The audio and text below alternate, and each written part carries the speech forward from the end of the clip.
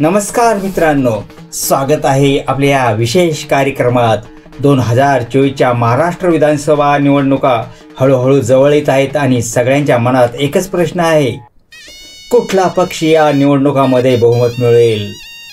तर चला मग यावर चर्चा करूया आणि या निवडणुकीत कोणत्या पक्षाचा वर्चस्व असेल हे जाणून घेऊया। महाराष्ट्रात राजकीय परिस्थिती फारच गुंतागुंतीची बनली आहे। सध्या राज्यातील सत्ताधारी युतीमध्ये 3 प्रमुख नेते आहेत, अजित पवार, एकनाथ शिंदे आणि देवेंद्र फडणवीस। या 3 नेत्यांची युती भाजप, शिवसेना आणि राष्ट्रवादी काँग्रेस या पक्षांचा समावेश आहे। तर दुसरीकडे विरोधी पक्षांच्या आघाडीत प्रमुखपणे काँग्रेस, राष्ट्रवादी काँग्रेस, शरद पवार गट आणि उद्धव ठाकरे यांच्या नेतृत्वाखालील शिवसेना यांचा समावेश आहे। या विरोधी पक्षांची आघाडी एकत्र येऊन सत्तेवर येण्याची धडपड करत आहे। आता बघूया सत्ताधारी युतीची ताकद आणि कमजोरी। अजित पवारांच्या हातात राष्ट्रवादी काँग्रेसची चांगलीच पकड आहे। त्यांनी त्यांच्या गटाला अनेक ठिकाणी मजबूत बनवलं आहे। तर एकनाथ शिंदे ज्यांनी शिवसेनेत मोठं फूट पाडली तेही आपल्या मतदारसंघात बळकट आहे। देवेंद्र फडणवीस यांच्या नेतृत्व गुण आणि भाजपच्या किल्लेबंद नीतीमुळे राज्यात भाजपची ताकद कायम राहिली आहे।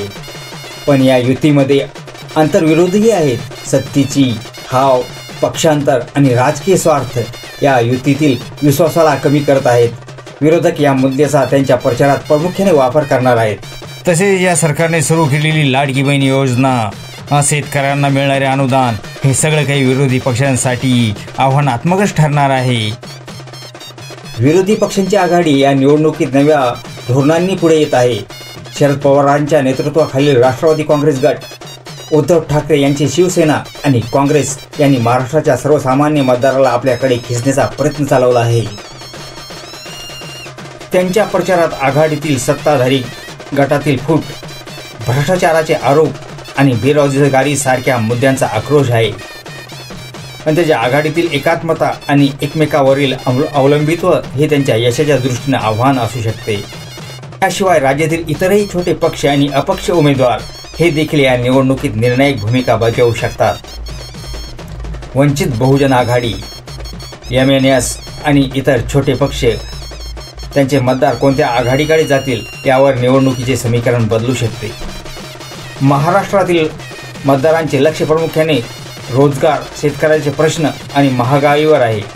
कोणताही पक्ष या मुद्द्यावर प्रभावी उत्तर देऊ शकेल तोच मतदाराच्या मनात विश्वास निर्माण करू शकतो। तर 2024च्या निवडणुकाबाबत कयास लावणे सोपं नाही, परंतु सध्याच्या परिस्थितीवरून एक अंदाज बांधता येतो। सत्ताधारी युतीकडे सत्तेचा अनुभव आणि संघटनात्मक ताकद आहे, परंतु विरोधी पक्षाकडे सत्ताधारी युतीतील अंतर्गत संघर्षाचा फायदा घेत प्रचाराचे साधन आहे। या निवडणुकात लहान मुद्द्यापासून ते मोठ्या राष्ट्रीय मुद्द्यापर्यंत सर्व काही निर्णायक ठरू शकते। कोणत्याही आघाडीला संपूर्ण बहुमत मिळेल का, की महाराष्ट्रातील सत्तेत पुन्हा एकदा त्रिशंकू विधानसभेचे चित्र दिसेल, हे पाहणं रोचक ठरेल। तर मित्रांनो, तुम्हाला काय वाटतं, कोणता पक्ष या निवडणुकामध्ये बाजी मारेल? आपल्या विचारांना कॉमेंटमध्ये लिहा आणि हा व्हिडिओ शेअर करायला विसरू नका। नवीन अपडेट आणि राजकीय चर्चेसाठी आमच्या चॅनलला सबस्क्राईब करा। धन्यवाद।